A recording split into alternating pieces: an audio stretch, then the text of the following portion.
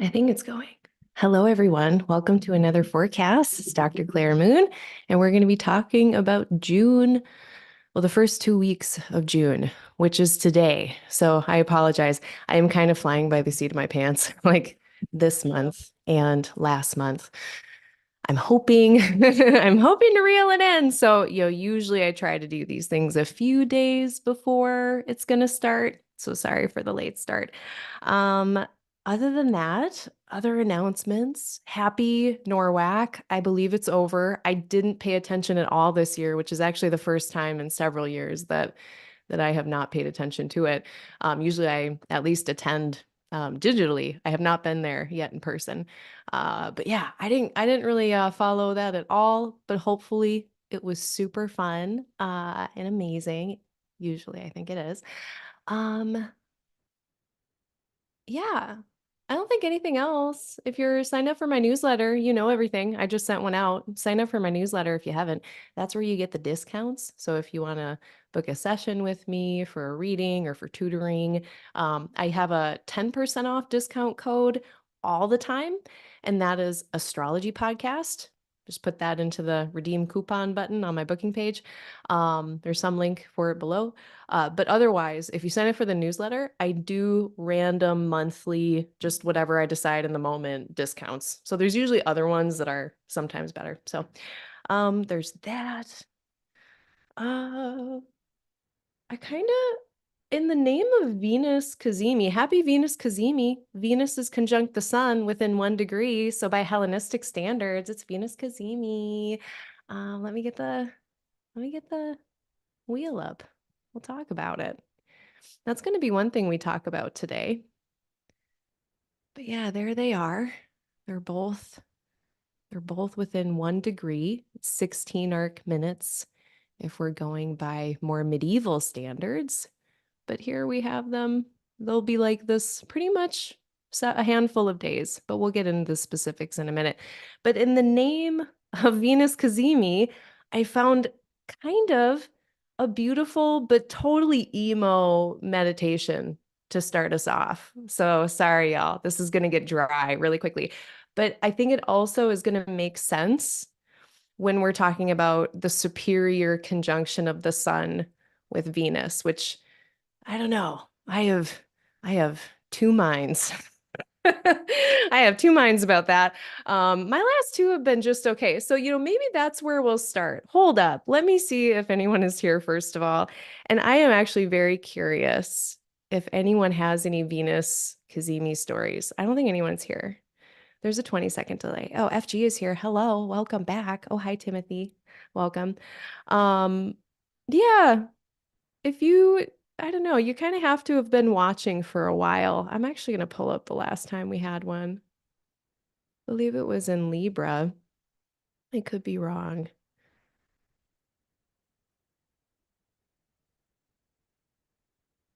Yeah, I think it was, yeah, October 22nd of 2022. That was a Venus Sun superior conjunction when Venus is stationing direct. August 13th was the inferior conjunction. So Venus is retrograde. So not necessarily the same quality. Um, and I'll draw a distinction. But then we get June 4th is when this one perfects and goes partile by degree and arc minute at 14 degrees, 29 minutes of Gemini. Um, I find, and I learned this first from Dr. Jenn Zahrt. So if y'all know who they are, amazing, right? That's also, I've taken like one astrocartography class and it was, or no, two. I forget what the one person's name was, but the other one was from Jenn Zahrt. But anyway, I was hearing her talk about the Venus Sun conjunctions and particularly the superior conjunction. And actually, let me show you. I pulled up a little astronomy thingy. Uh, Sorry, technical difficulties.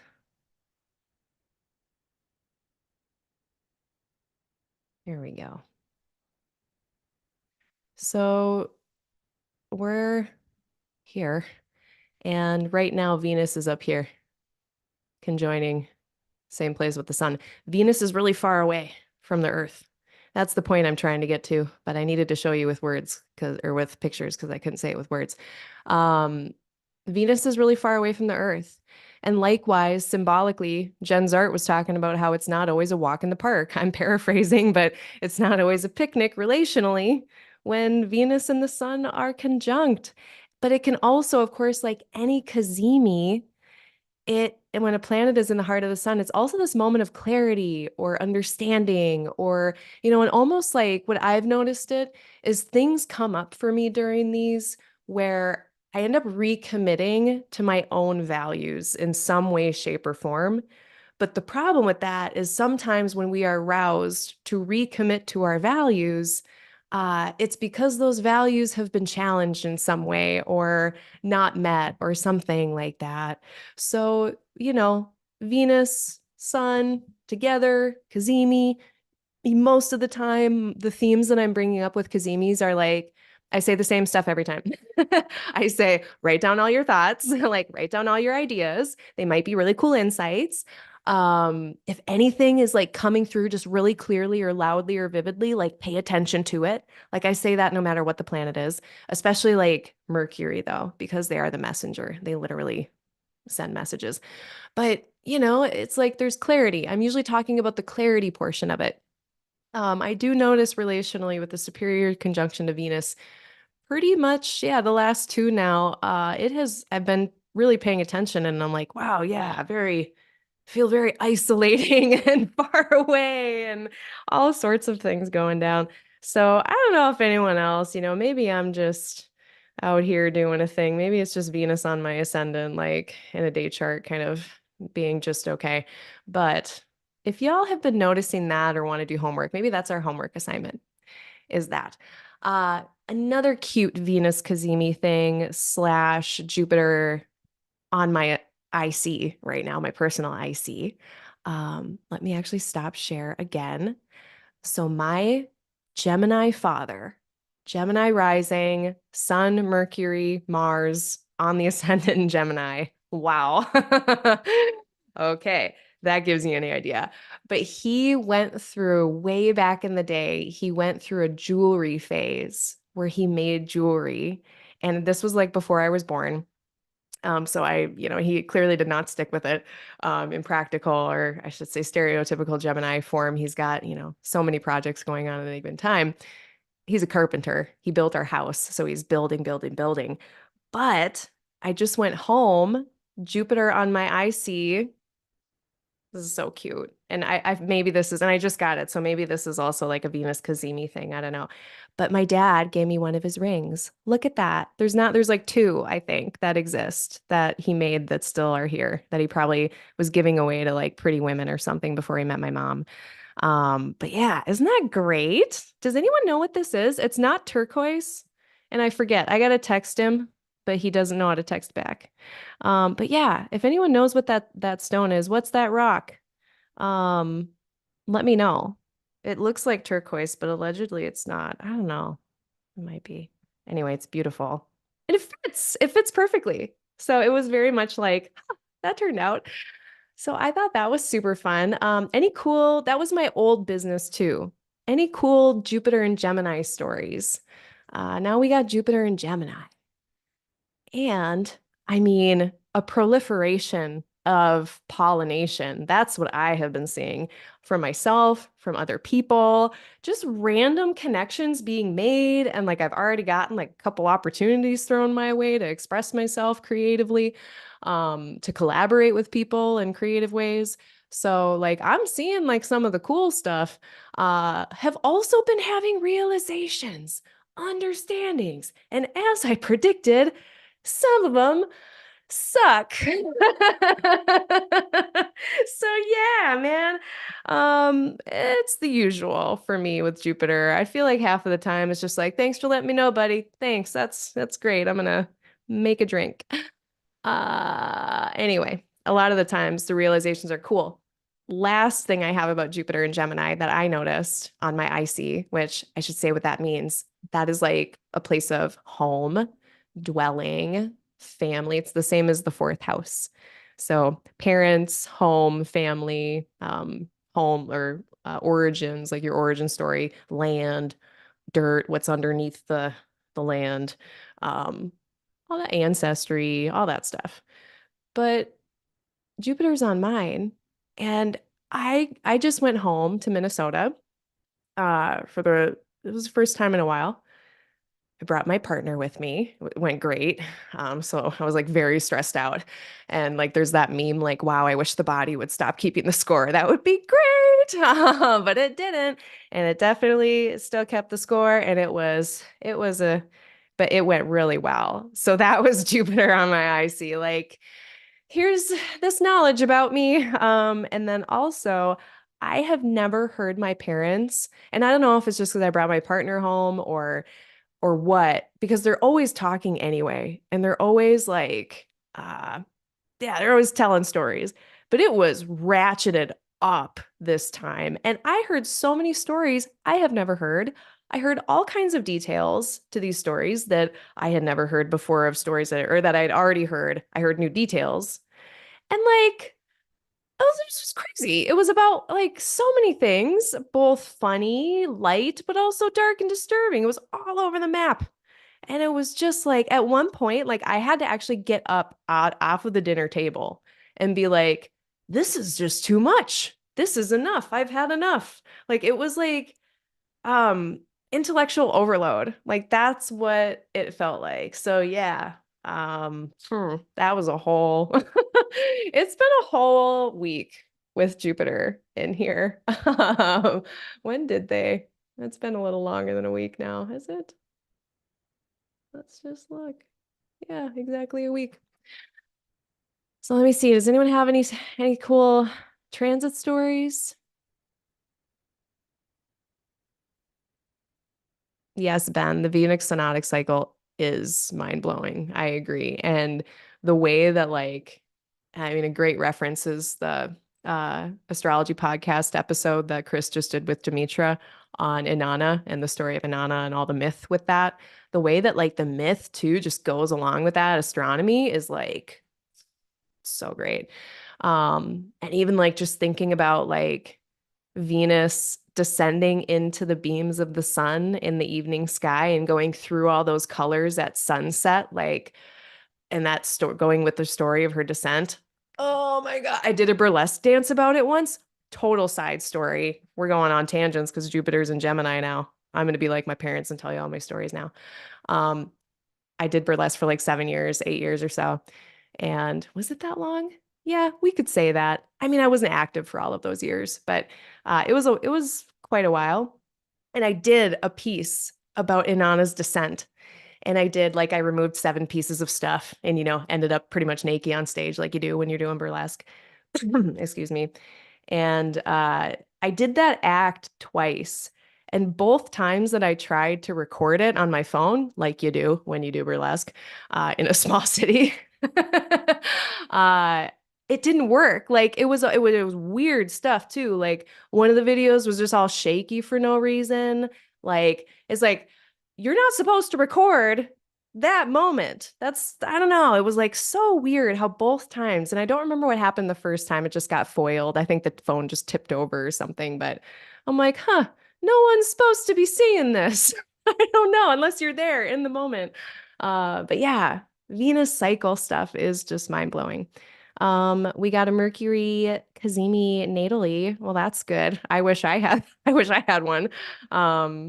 Allegedly having like a planet under the beams, but if they're in their own bound, it allegedly helps. I think it helps a bit, but I still have probs. Uh, lapis, lapis lazuli. That's like the stone. Love it. I have one around here somewhere that I got from a friend. Yeah, like when Venus, thank you, Ben. That's a really great way of saying it. When Venus disappears behind the sun, you can tell. You can tell.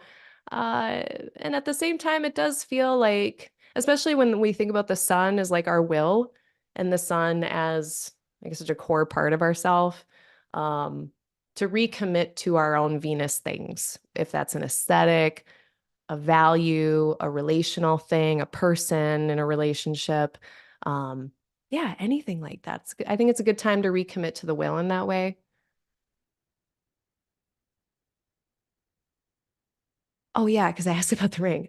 No, it's definitely not lapis lazuli. I wish it was. Oh my gosh. Oh, that would be so cool.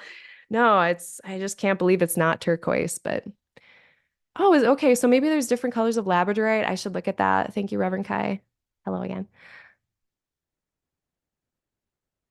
Oh, you had a big party of Gemini couple with a Gemini couple. That's great. All right, people are seeing it.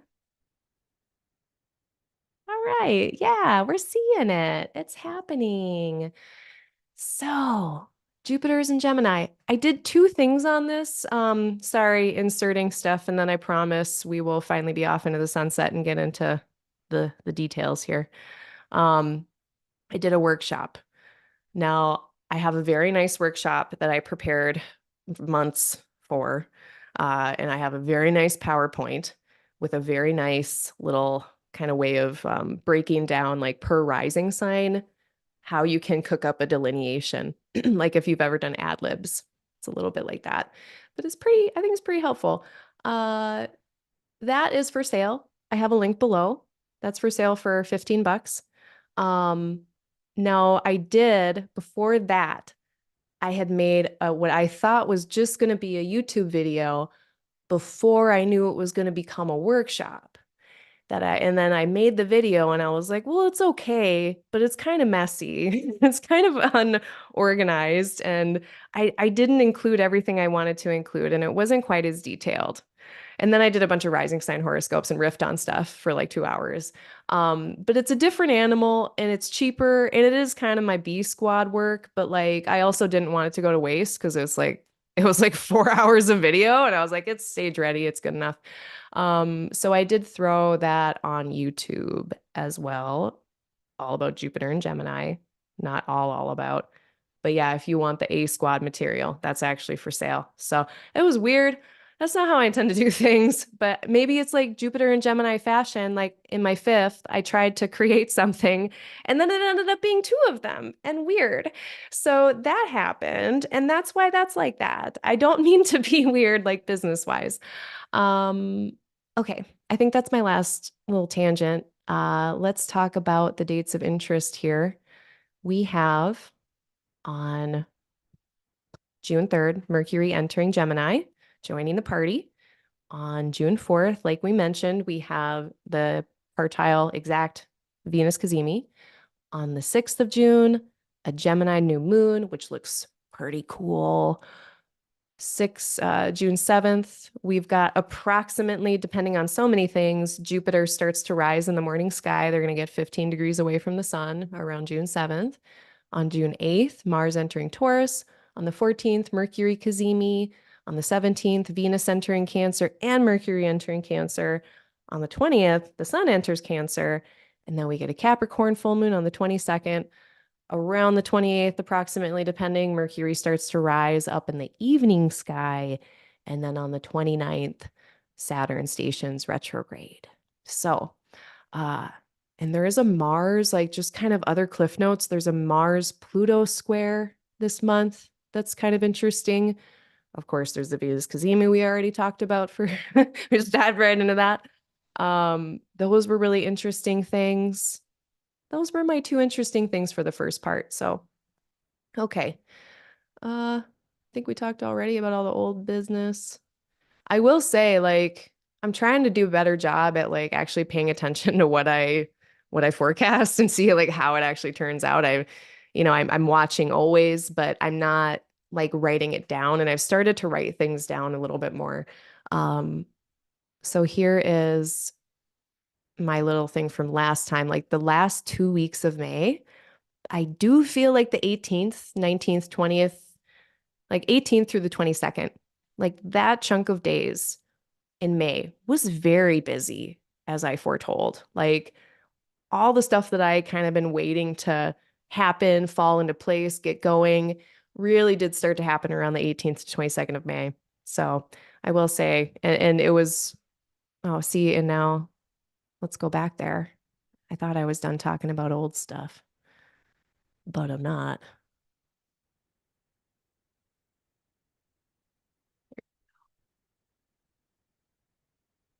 Yeah. So the moon's opposition with Mars, with the nodes opposing Chiron there as a waxing moon.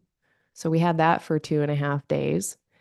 And then we had a shift in, I know usually like Scorpio moon, people are like, meh, because it's in detriment, but it was getting an opposition from several planets, including Mercury, and then eventually the benefics back that time.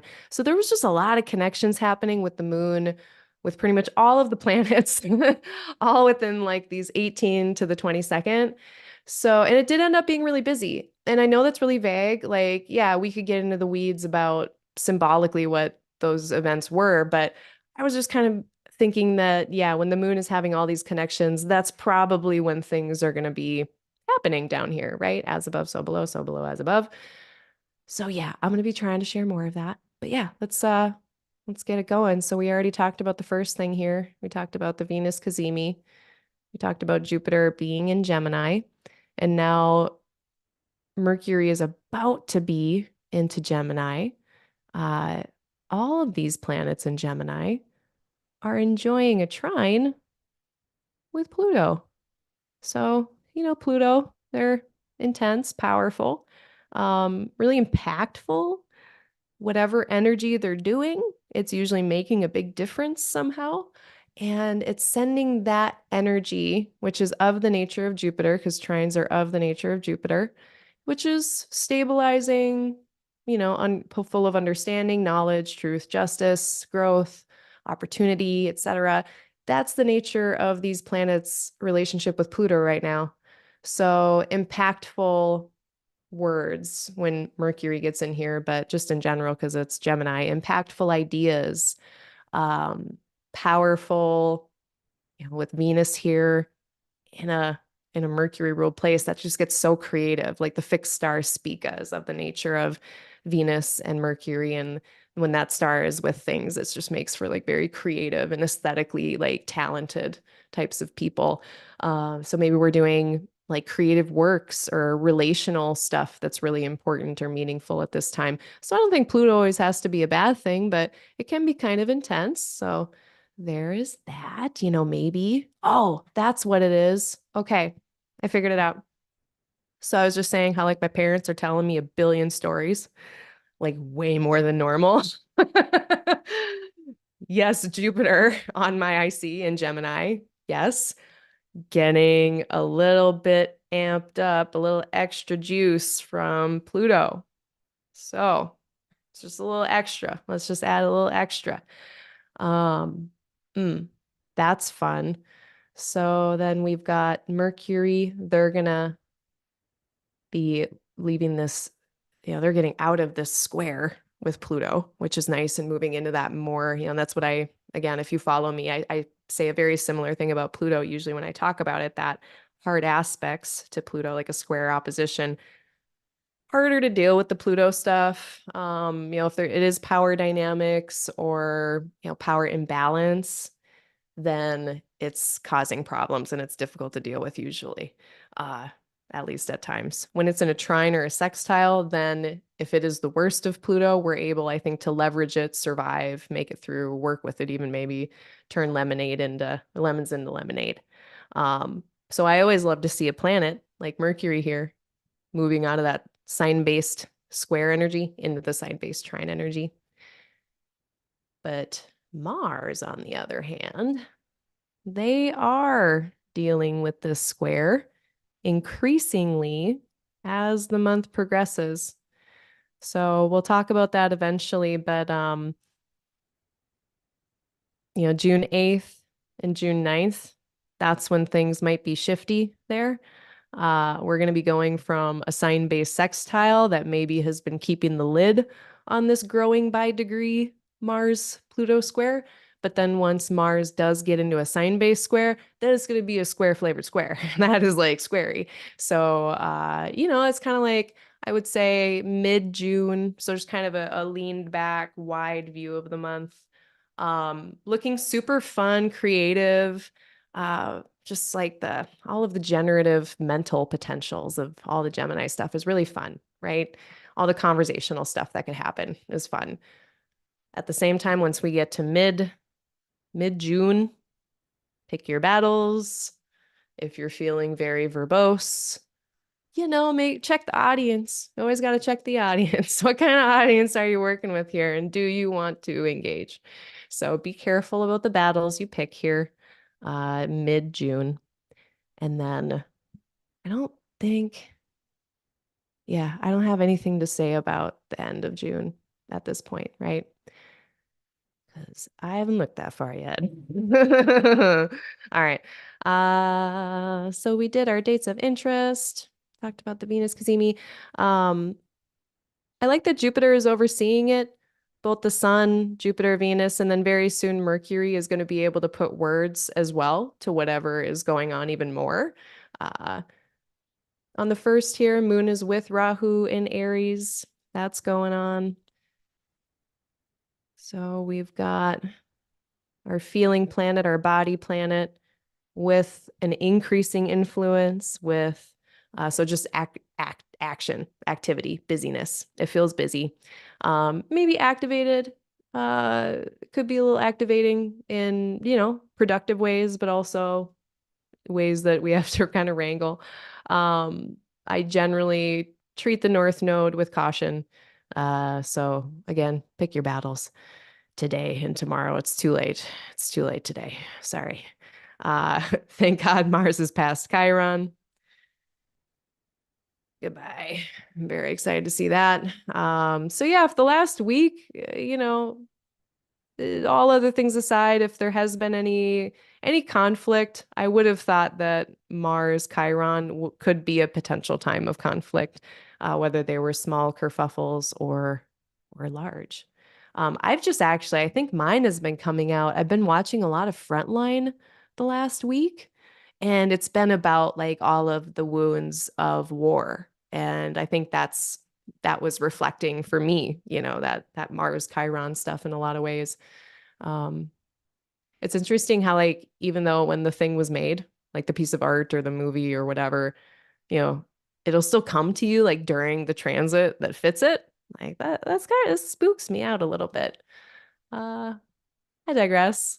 On the second, we got Moon with Mars. So similarly, gird your loins, get a lot done, take breaks, hydrate, because with Mars, Rahu, and Moon together, it feels like a lot of fuel in the tank to be able to accomplish a lot. But we might be so vigorous that we might forget to have snacks and like hydrate and stuff. So not a bad thing.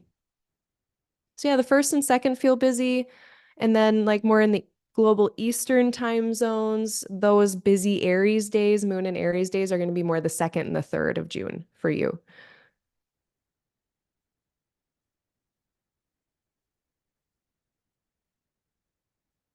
Okay, so on the 3rd, we get our first ingress here.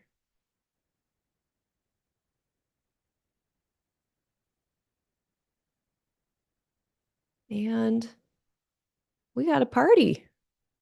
And now we've got Mercury who's in charge of this place. It's like everyone got to the party before the person that lives there.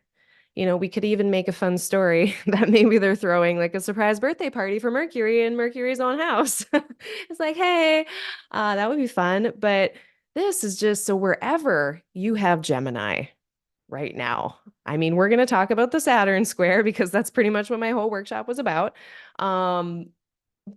Saturn aside, let's pretend like Saturn isn't there, causing limitations and delays and stuff, or doubts, even just doubts. So if you're having doubts, not to say they're not reasonable and you shouldn't heed them, but maybe that's what I'll say about Saturn is they could be unwarranted doubts. But there's some cool stuff going on in Gemini. So like for me, this is my 5th house. So I'm going to be like trying to I have a lot of creative projects that I want to really, I mean, there's some that I need to finish there so that I can move on to the other ones I want to do. There's a lot of coursework that I feel like I need to finish. before I can like kind of do creative stuff. So I feel like I just want to put all of my eggs in that basket. And so like if this is your second house of money or resources or resource building, maybe this is a great time for you to do that. If you are like a Virgo rising, maybe this is a great time in your career where you're making a lot of connections, having opportunities, getting stuff done logistically, information wise, especially if you're like I know someone who's like a writer, publisher, and has this in their ninth. It's like, yes, you're probably going to be very busy in a cool way with that area of life. So just look to the Gemini house topics, and that's for June. Like that's where we want to put our energy. That's where the wind is at our back. And then we get to the third here, and we get the moon in Taurus. So the pace slows down. And that's like that for 2.5 days. So again, third and the fourth for the global west. More slower pace on the 4th, 5th of June for the more global east time zones.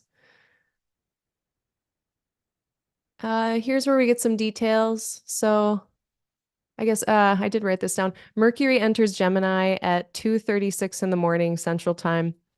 The medieval Venus Cazimi starts at on the 3rd of June at 10:32 in the morning Central Time. So if you're doing especially like really sensitive magical operations where you want to use the Venus Cazimi, or if I was looking to elect something in these first few days of June, now the rest of the sky might not allow it to work. I haven't looked like in that level of detail, but if I can elect for a Cazimi, I would choose, it's kind of like the more potent grade, like industrial strength is more like the within 16 arc minutes. But again, that all that's on the 3rd when we're really getting to it. And then on the 4th, that exact Cazimi at 10:33 a.m. Central Time at 14 Gemini. And then we get Mercury conjunct Jupiter. So yeah, I'm really interested to see what June 4th, 5th, when and 6th when the moon is in Taurus, we get Mercury with Jupiter. I'm very curious what that's going to be about. And this is, of course, leading down to a new moon. Um, so this is some really nice weather that we're having, I feel like, in a lot of ways, uh, in this first few days of June. But it is a time of wrapping up of things. So if you do have projects that need concluding, just little ones, big ones, it doesn't matter. Anything where you're kind of coming to completion on it. For me, it's literally my Jupiter and Gemini workshop. It's like this is probably the last time I'll announce about it. And I've been announcing about it for the last month and a half. So anything that's winding down, it's just a really beautiful time the first week of June to do those things. And then we will have a new moon in Gemini with Venus still within the heart of the sun within a degree, so still Hellenistic Cazimi during the Gemini new moon. Nice new start, nice refresh button for those Gemini topics as well. So looks beautiful. Actually, let's go back to, I do want to pick at this Mercury Jupiter conjunction for a minute.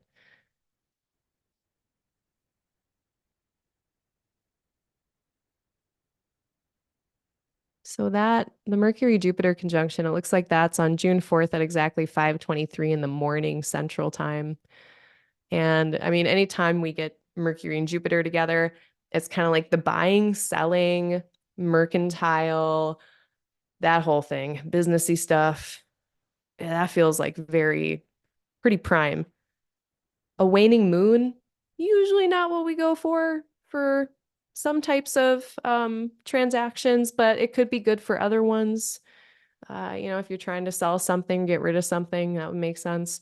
Uh, but Mercury and Jupiter together, it's like you're getting the details, the wider picture, the data, and the story.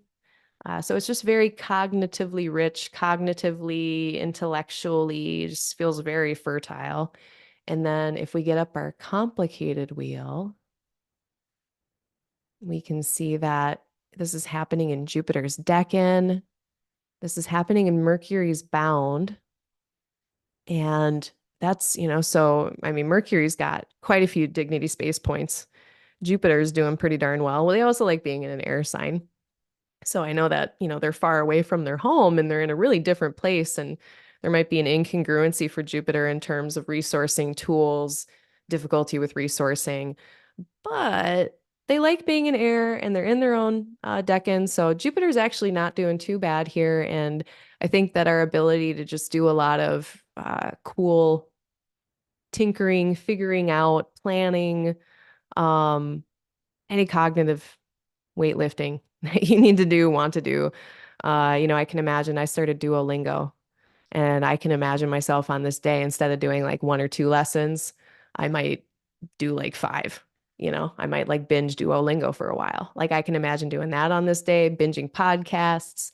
I guess my biggest concern here is spiritual overload, like having to get up and stand up from the table and be like, all right, I've had enough stories for today. Um, so yeah, I guess just be careful about that, but it looks really cool and fun. I like it.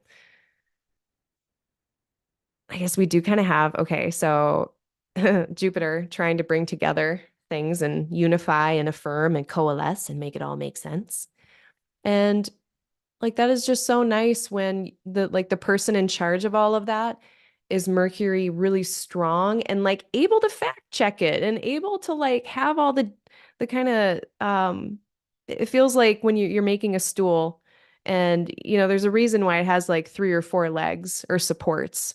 And it feels like that where it's like whatever's being created, wrapped up, cognitive work that we're doing, it's just like very firm and sturdy because Jupiter is here, like supporting it, bringing it together, coalescing it. Yeah.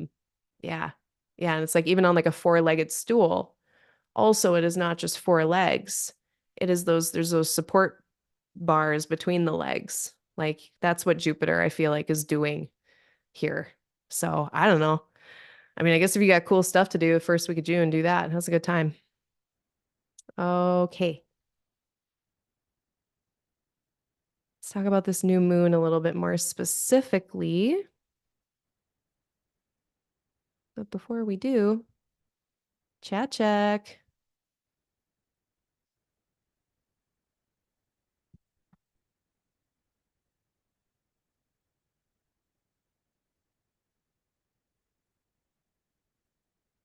All right. Sorry, I don't want to like make my juice drinking noises in the in the microphone.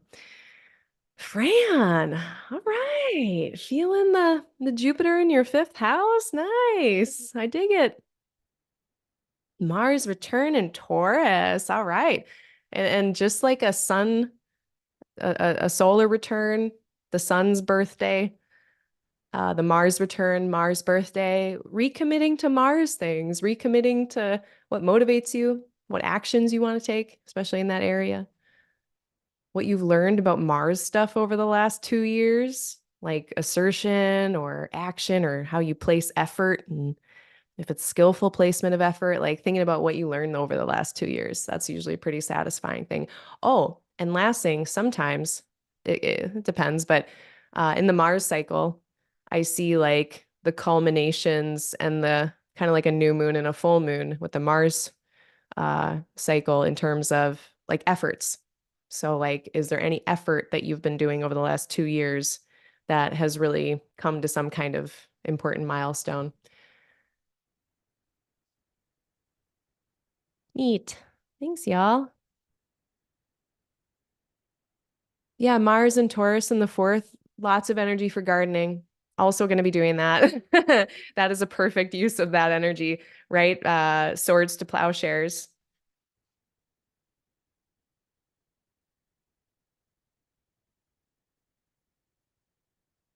Oh, hello, Max Gascon. Great astrologer in the house. Max, hey, hello. No promises, but I did start Duolingo Spanish.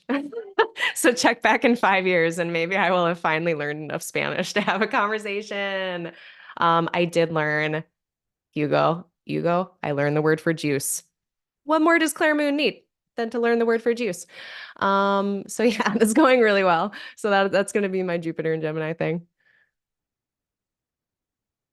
Oh yeah, EK White. They're going to be reading Hellenistic astrology. That'll be your goal. That's a good one. That's a great one. I'm a little biased, but it's a good one. Okay. And actually, before before we talk about the new moon, I think we should probably talk about the fact that we're getting to the 6th of June. We're getting to this new moon, but this is really when the Mars Pluto square is also heating up. And this is really powerful. Like when we get Mars and Pluto together, it's like a moving mountains type of energy. It is like if Mars is effort, it's just getting supercharged by Pluto. But that supercharging from Pluto into an Aries Mars, I mean, it's like jet fuel, it's like rocket fuel. But if there's like an obstacle or the pace is going slower than Mars and Aries would like, it can be so frustrating. So, and we can kind of spout off, in anger. There can just be, little kerfuffles and discord. So, just be aware that, I would say June 6th through it's pretty much through like June 15th, because then Mars is going to get 3 degrees away on the other side. But yeah, like June 6th to June 14th, we need to be on notice that like if you have to do a very big push of effort between the 6th of June and like the 14th, 15th, like we'll have a lot of energy to do that. Um, yeah, I think there's people moving in some cities in June. Here it's more like August, people are moving, but like I can see like people moving during this, just lots of effort. But then like pick your battles. Like if people are being really aggressive for no reason, leave them alone. And that's going to be the case again until about the 14th or 15th of June. Uh, cool. And then then Mars is getting into Taurus, into a Earth sign, which is very, very different from where Mars has been. And sorry, here it is. That's exactly when it is. June 8th at 11:34 p.m. Central Time.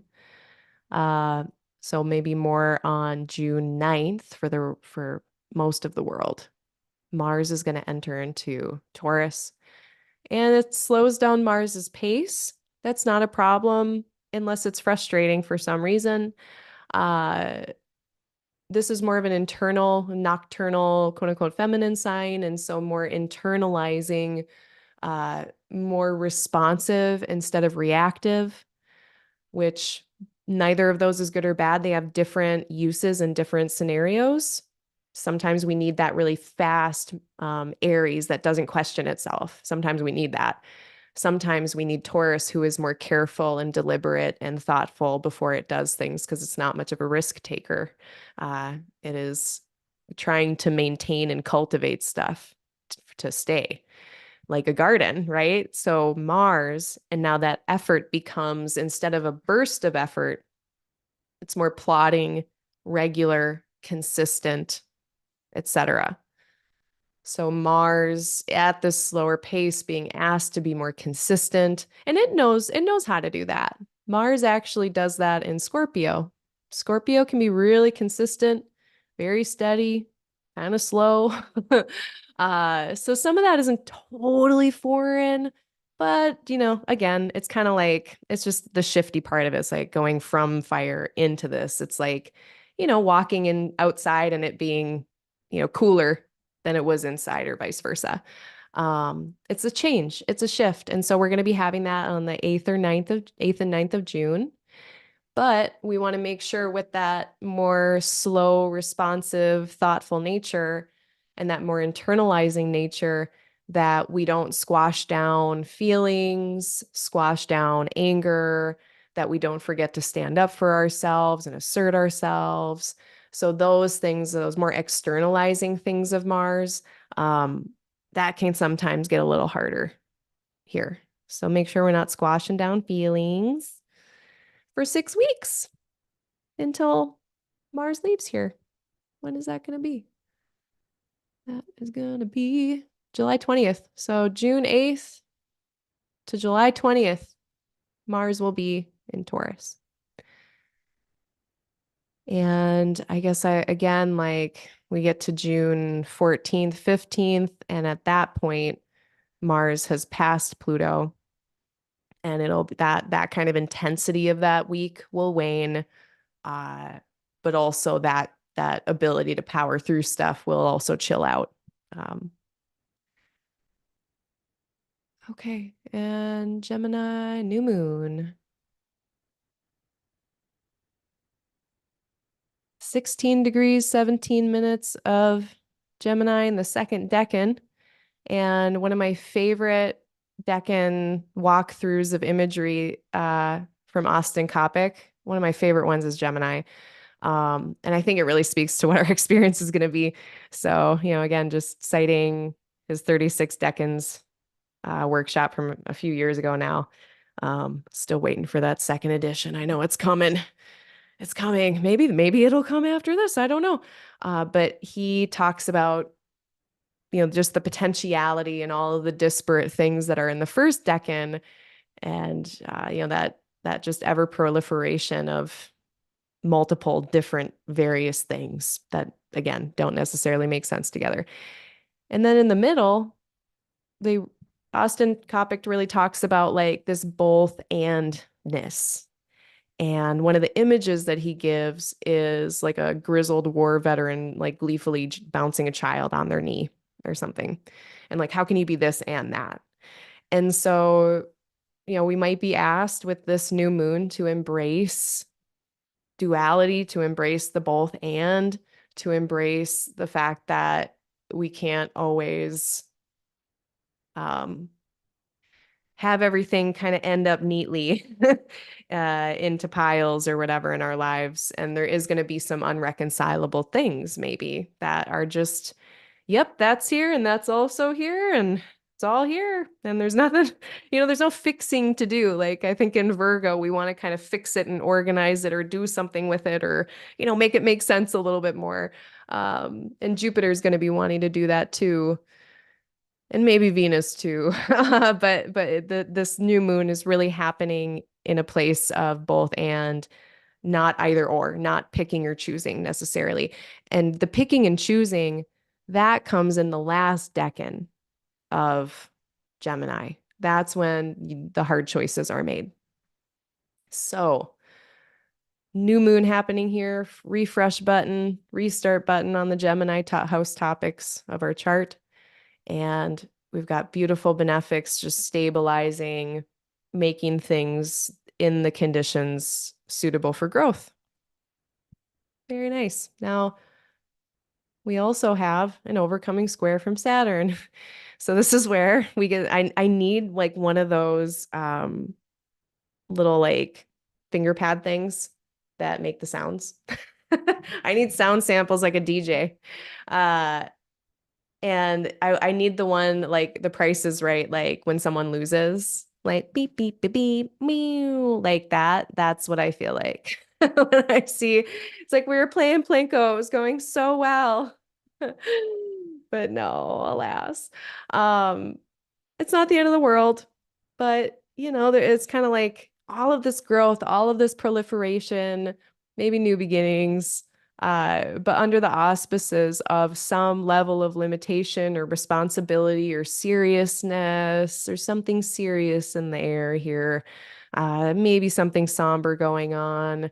But yeah, growing amongst the limitation, growing in spite of limitation, or maybe even by embracing it. Like, okay, here's the box that I can grow my garden in. And I'm looking at garden boxes like right now on my window. Very limiting, right? Not a lot of room to work with. I've been trying to also put little fences around everything and like keep the rabbits away somehow. But we're doing what we can with the space and we're making it work. We're, having to experiment a lot, and that's okay. So I don't think it's going to be a total walk in the park. I think Saturn will have some other notes that are very different So as long as we can just temper our expectations a little bit for this new moon, we will be just fine. Um, Jupiter, of course, is here helping to kind of arbiter this relationship, help negotiate this relationship. And I kind of wonder too, so if we go to this complicated wheel, we are in the decan of Mars, choppy, choppy. Also focus, also effort and action. So maybe this is a new moon where we really feel inspired to go on some path of action, or we're like, that's what I want to put my effort into. That's where I want to focus. Like it could be like that. Uh, I do like actually at this time, it's nice that Mars is still in house and can see all of this too. So that other Mars connection there. Uh, yeah, I think if you do it, I'm still kind of on the fence about it. I don't know how I feel about it, but I'm pretty sure there's like some decan ruler connections here between Mars and Venus by a sextile. So that's just like very creative and generative and potential, just so passionate and creative. So really passionate, creative new moon, maybe more than we would expect, and inspiring us to make actions on that new refresh, restart. Also, in that cutting, slicing, editing kind of business. Yeah. Prune the bushes, so to speak. Max. I have the ruler of like my third and my ninth house situation is pretty nice. Like I'm very blessed in my third and my ninth houses. And I think that makes language for me pretty fun. I mean, astrology is a language. And I think that's how we get people who are so like, it's like music, musicians, astrologers, language people. They're all kind of in a pool. But yeah, I enjoy it so much. It's so much fun. Um, yeah, we got to pay attention to the Saturn square. Uh, I'm worried because I'm gonna be real, like, and it wasn't any one client that spurs me to say this, just to be clear. I've been watching this over the last year. I've actually been watching, the last 3 years, what people's feedback is on Jupiter and the Jupiter placement and where it was that year transiting and how that turned out for them. And like, I feel like half of the time people are disappointed because they were told that there was going to be like a gift or like I don't know, some type of it's definitely going to be like growth, opportunity, expansion. And then like for instance, I heard this a lot when Jupiter was in Pisces. People just had a lot of realizations and internal understandings.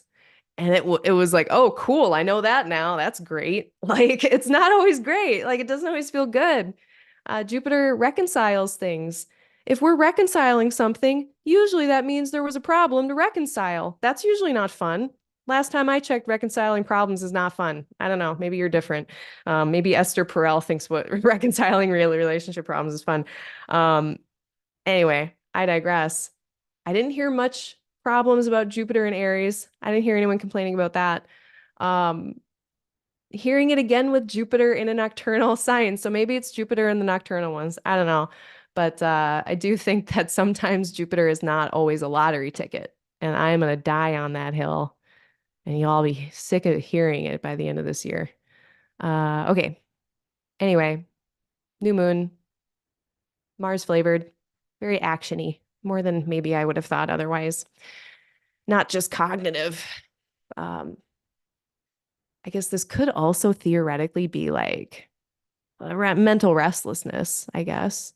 We are in the tarot land of swords, like 8, 9, 10 of them. There's a lot of thoughts. So, if we're having a lot of thoughts this first week of June, we're having a lot of thoughts. That's what's happening. If it's happening, that's okay. Maybe we won't the second week of June. Right. So Venus leaves the medieval Cazimi at 10:21 in the morning on the 5th. I should have said that.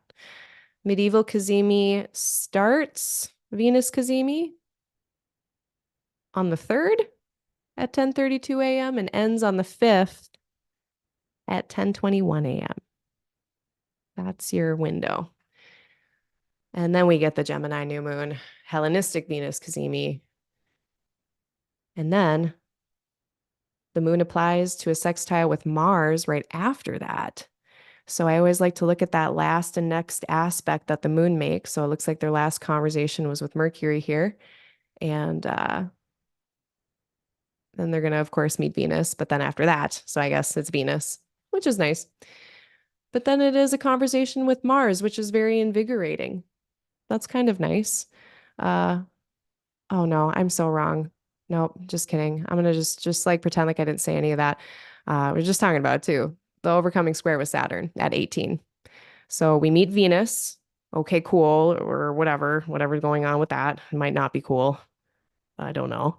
Uh, but then here, so like June 6th, the morning of the Thursday morning, Central Time in the Universal Standard Time Zone, that's going to be more like in your afternoon on the 6th on Thursday.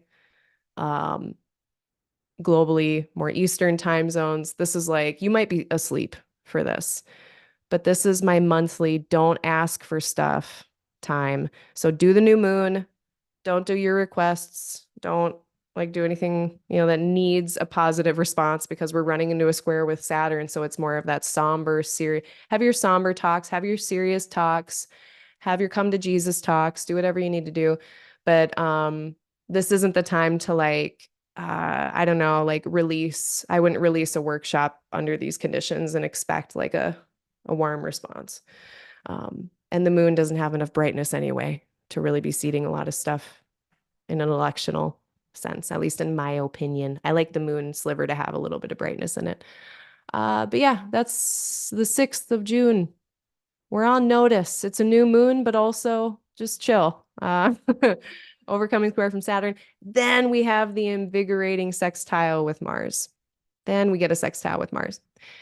And that puts a little bit of pep in the step and I think can help us move forward. So then if we have had some serious talks or or just dealing with like restrictions, limitations, anything like that, we do end up in a state, I think, after that of, yeah, but I can do it, or we're going to go anyway, or we're going to put in the action anyway. So I don't think Saturn stops us in this case, but there's a little moment of doubt maybe that we have to get through on Thursday. Okay.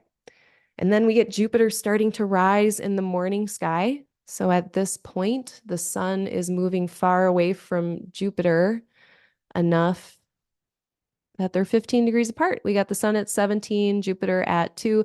And honestly, Jupiter can be so bright sometimes that I don't think it needs 15 whole degrees to become visible. Same with Venus. But, it's going to depend on your atmosphere, your horizon, your position on the globe. Lots of things that I am not yet a powerful enough wizard with enough technology and the $400 to buy the software that I need to help my brain to know. So that's why I put the tilde on my newsletter.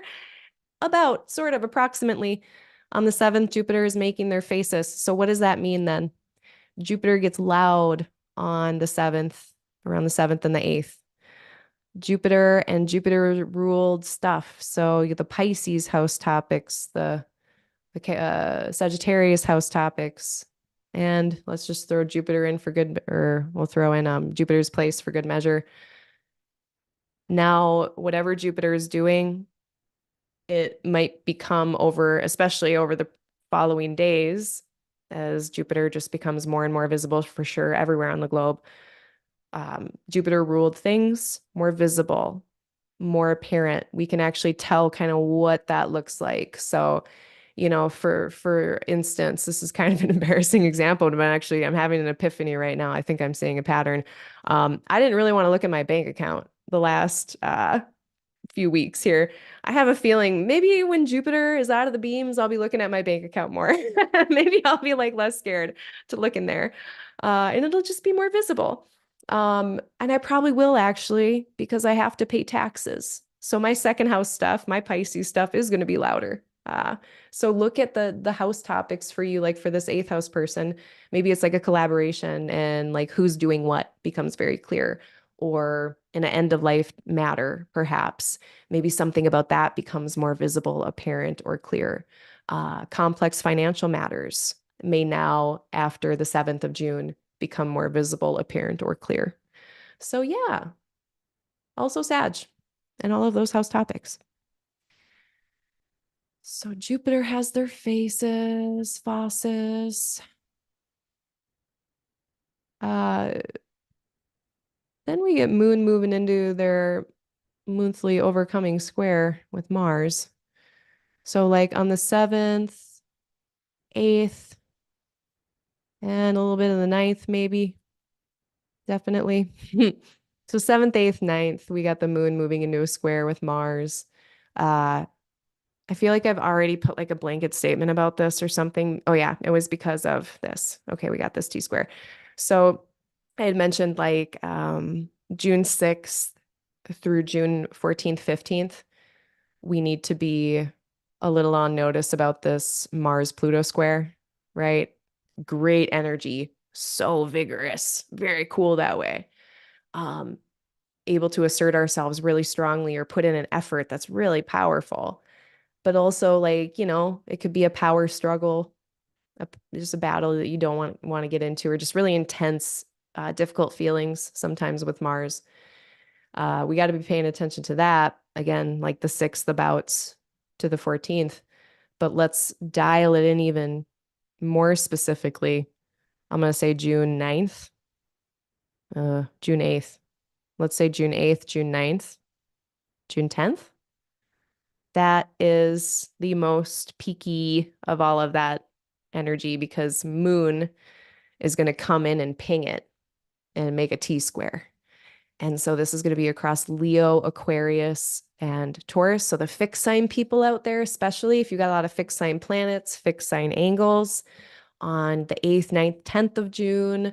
I mean, you might be kicking ass, taking names, like just doing it. But if there's like intense feelings, uh, like a headache or something, like an intense body thing that comes up, just give yourself a rest, take a break, take it easy, and know that the moon will be moving on by Monday.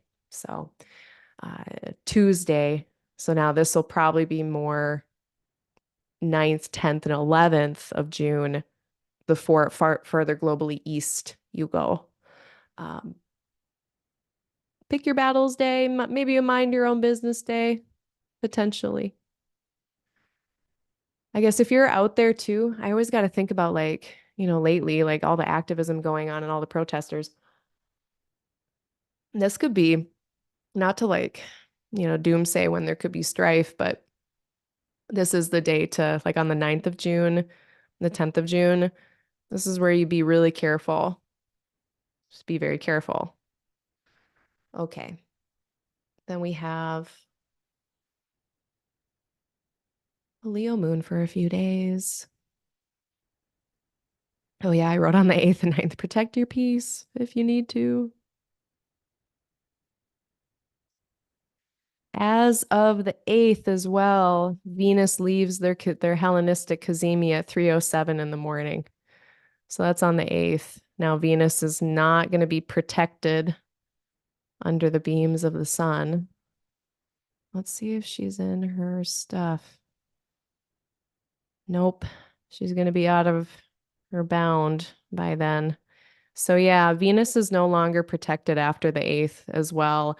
At the same time, if these superior Venus conjunctions are kind of like womp womp, maybe this will be a good thing. I don't know. Maybe I'll feel better. Um, which actually we should talk about it because I was gonna do my cute little dry meditation for Venus Cazimi and I forgot because I was talking about astrology, but we came back to it. So yeah, this whole first week of June, very Venus Cazimi. Venus is getting the microphone from the sun. Like, what does your will want to commit to relationally in terms of values, artistically?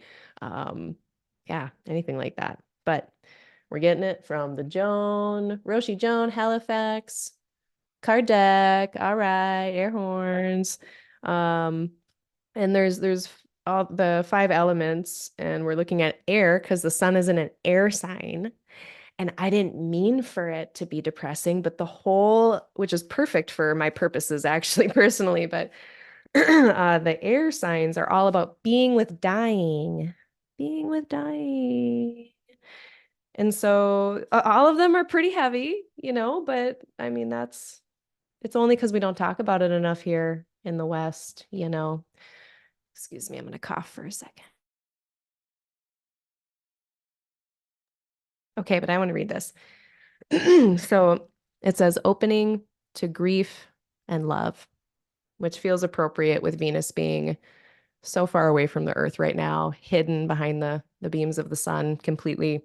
Our planet of connection and love in that cold, distant place can have us feeling a bit cold and distant sometimes.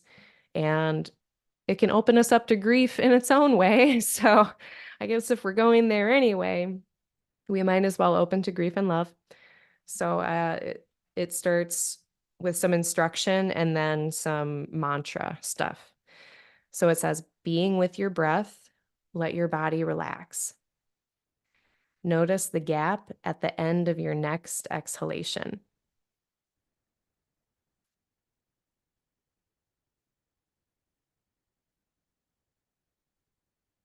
Before you draw your next breath, let go into this gap. Let these phrases rest in your heart. May I be open to receiving love and compassion from others. May love fill and heal my body and mind. May I find peace and strength that I may use my resources to serve others. May I find peace and strength that I may use my resources to serve others. May all those who are grieving be released from their suffering. May I offer love, knowing that I cannot control the course of life, suffering, or death.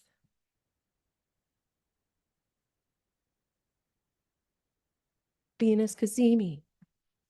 There, we did it. That was nice. It was really nice. Yeah, I don't do these every day, but I do them. It's airtime. I was doing the earth ones before, and like a lot of the earth meditations, like not to oversimplify, but some of them did sound like go out and touch grass. A lot of them sounded like that. All right. What else do we got going on here? Yeah, we need to remember our breathing when we have this fixed T-square. And here's a cool thing, though, about it, is that especially on like the 9th, Jupiter is really involved too, which is kind of more fuel or kind of more gas on the fire, I guess. It depends on how you look at it. But it's like if there was a lot of tension with these squares and oppositions, Jupiter's throwing in some form of help, assistance, levity, a joke, a trick that breaks the tension. Whatever it is, I do think on the 9th, it's like, all right, Venus is no longer protected, so things might get a little different relationally, but Jupiter is here to help, and very much by degree on the 9th. So that's something. We'll take it. Then I'm skipping over some stuff here.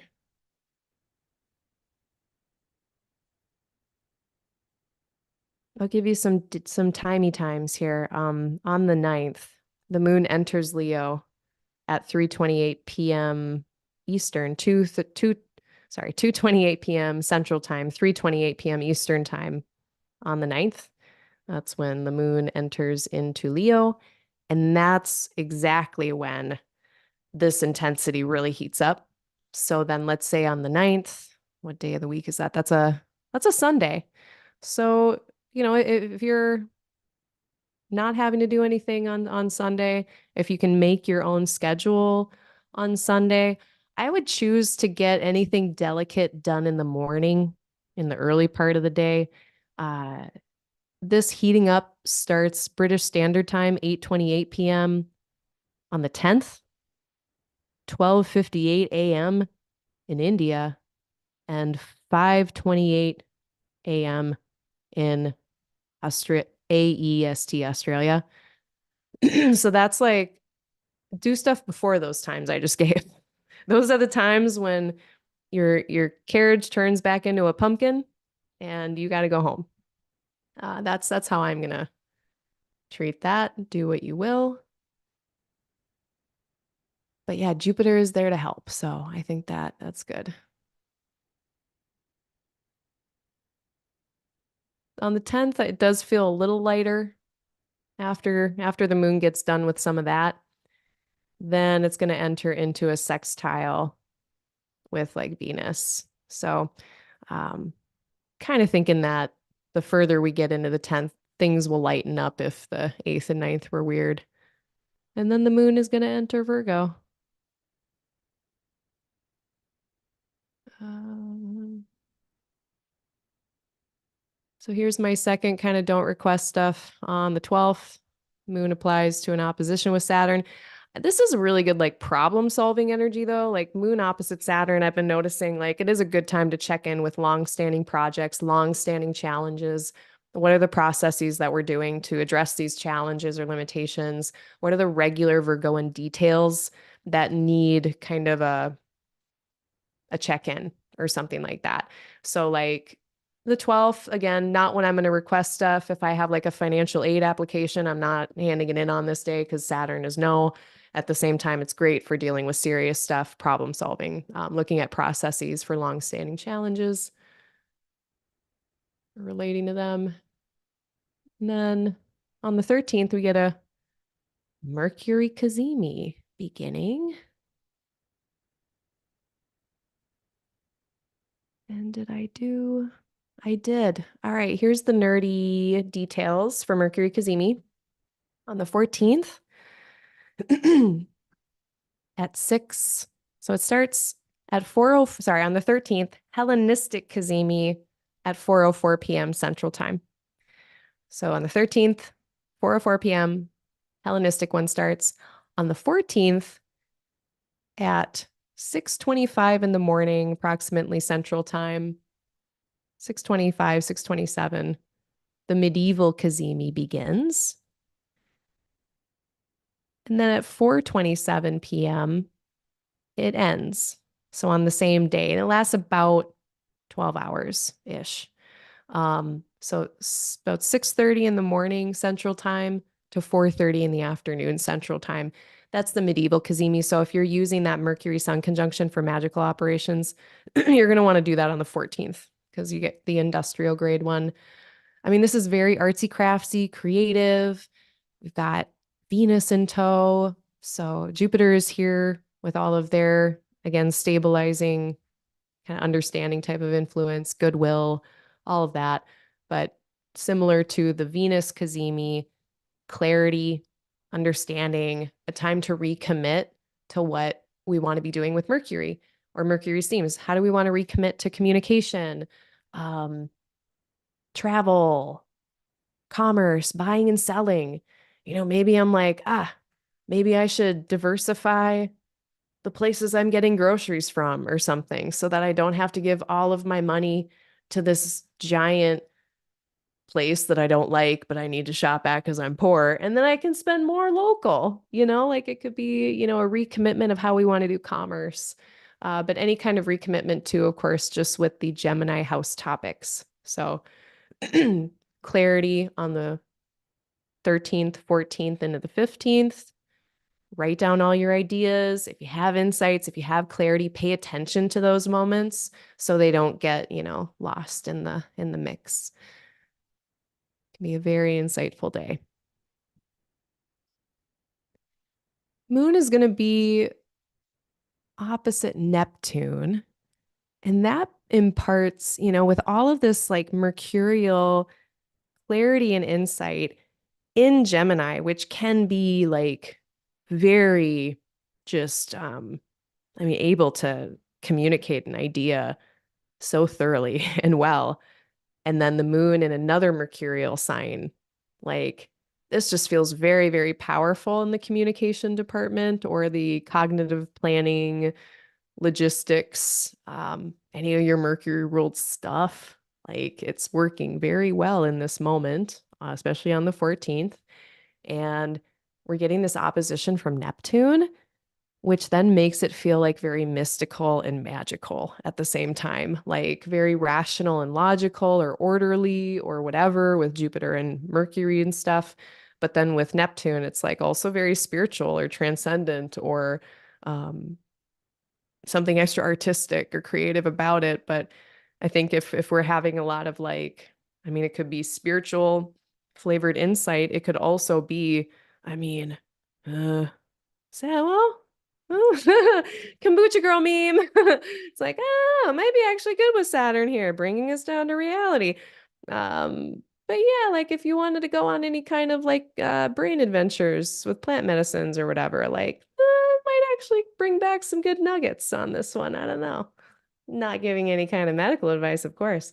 Um, that's what I see on the 13th and 14th. And then Moon enters Libra after that.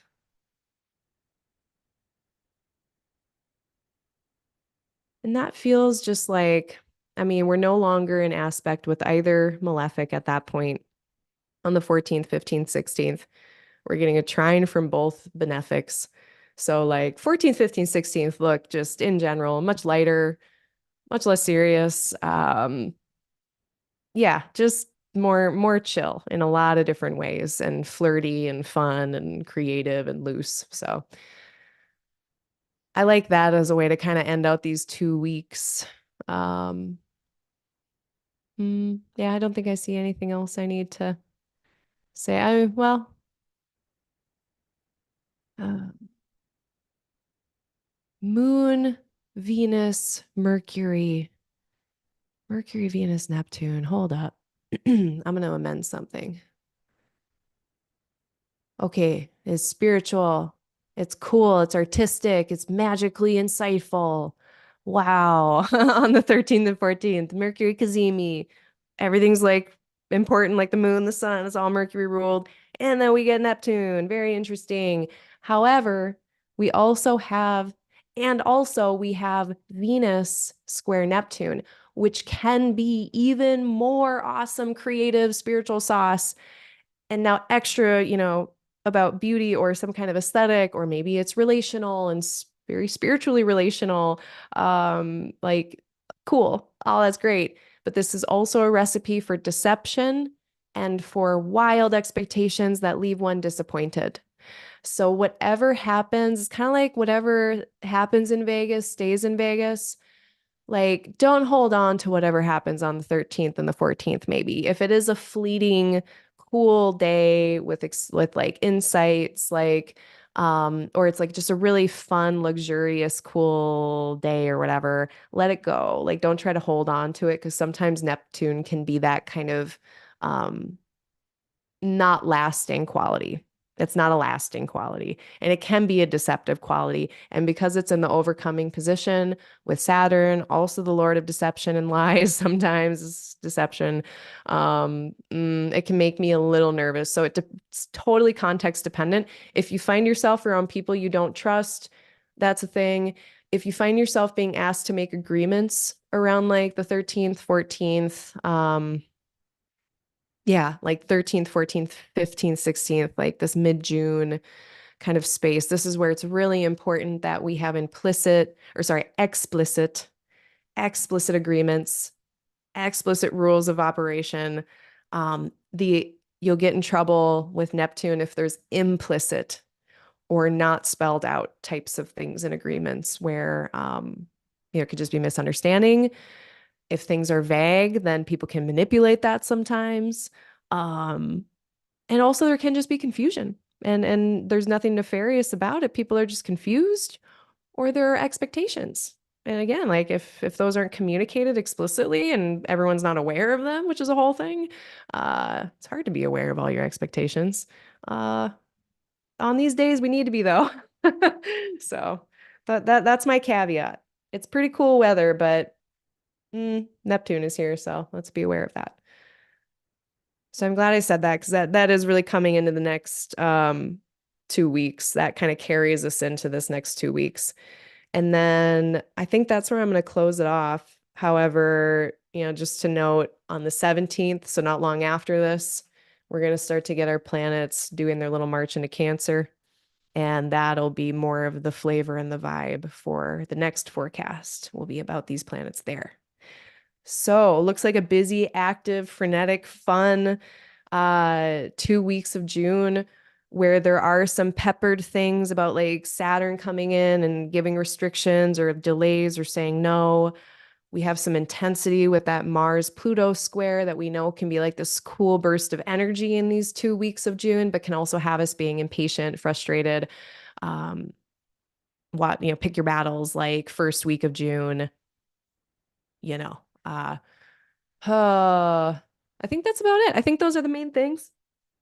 I'm going to see if anyone in the chat has any other things that they want to talk about. If there's anything I didn't go over and you wanted me to, let me know now. Last call.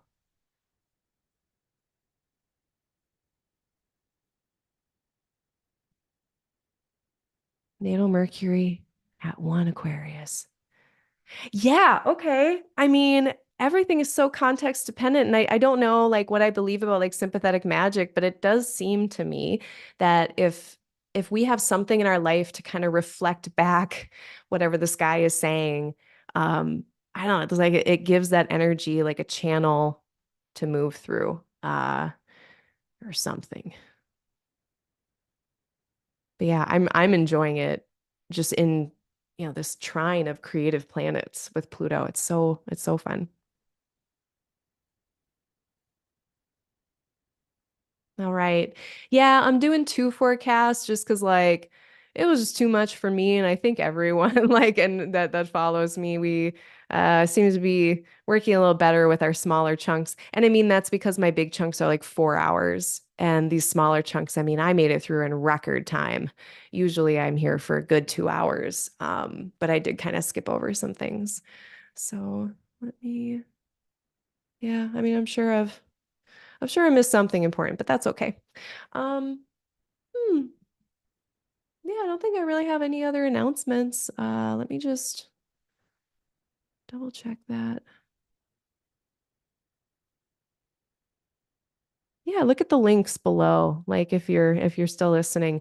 I've got my newsletter sign up, my astrology beginner guide cheat sheet, my workshop, sliding scale info. Yeah, if money is an issue, if resources are an issue, and or if you are someone who has been harmed by marginalization, disenfranchisement, or oppression, I don't ask any questions. Send me an email, and then I can get you scheduled that way. So there's not like a direct, I haven't figured out how to, I know there are ways where I can get this into my website somehow, but I haven't figured it out yet because I'm not great at technology. Oh, and I did not do, totally forgot the enclosures. I didn't do the enclosures at all this month. Huh, that's weird. That's interesting. Usually I never forget the enclosures. So yeah, if you're a nerd out there and you want the lunar enclosures, I am sorry. And I'm going to defer to the calculator again. I know I did that last month too. Last month I knew I was doing it. This month I didn't know I was doing it. Um, thanks everyone. Yeah, I got mega untreated ADHD. Like we are all aware. We are definitely aware of that. It is what it is. Maybe I'll treat it someday. I have no idea. It's really interesting and maybe it's says something if I was a pharmacist and I am so resistant to so many things. But I think it's because I was a pharmacist. I just don't have to deal with it. But yeah, then y'all got to deal with my little tangents, which like I am concerned now. This is like my first live stream since Jupiter got into Gemini and ingresses. Oh, I didn't do the Saturn. Oh no, Saturn retrograde is at the end of the month. Well, I'll talk about it here. There is one thing I should talk about, but I am worried about this Jupiter in Gemini and my ability to have conciseness, clarity, or brevity, or any of them. Okay, we're going to talk about this more next time, but I should mention Saturn is stationing at the end of the month, but because they're so slow, we might be kind of feeling that intensification of Saturn energy all month long. So even now, right now they're at 1847. They're going to be at 19, and 19 is where they are going to station. So when Saturn or any of the really slower planets are stationing, I mean, it's like probably 2 weeks on either side of it. I'm totally guessing, but it's way more than several days where that planet's energy, Saturn, delays, obstacles, various Saturn challenges, also discipline, putting shape and form to things. All of that might be louder for some reason. You know, in my my place of money, maybe I don't know, maybe I'm saying no to buying a bunch of stuff. Uh, Saturn's energy might be loud in this person's third house. If it was transiting through their third house, maybe they would be extra critical of how they were communicating while Saturn is stationing. Vedas Valens says Saturn is self-deprecating, hypercritical, tired with worry.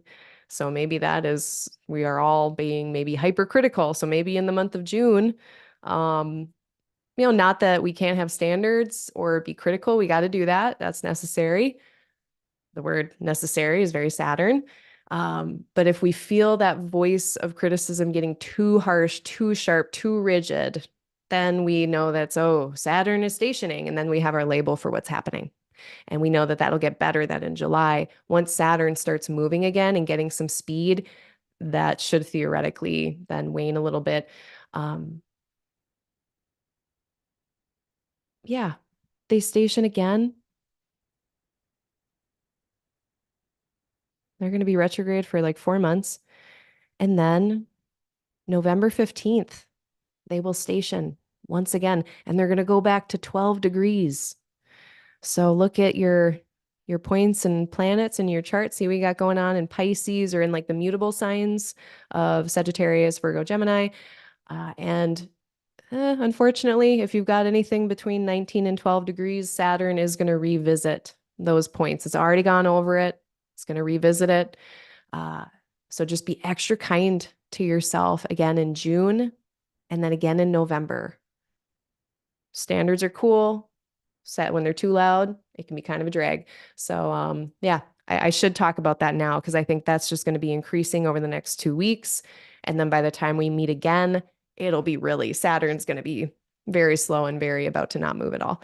Good. I'm glad we talked about that. Okay. ADHD for the win. Mutable signs. Is it ADHD or is it a mutable moon? I don't know. Label schmabels. Yeah. Thanks, y'all. You're the best. Okay. I'm going to sign off. Hit the like button if you like this, if it helped you. Hit the subscribe button if you want to keep up with it. And I will see everyone again for my question and response session, which is going to be on the 13th of June at 7 p.m. Central Time, same place right here. And then I will be doing the next forecast. That's a little better. On the 14th, on June 14th, I'll be doing my next forecast at 7 p.m. So late again, like this on Friday there. So 7 p.m. Central Time.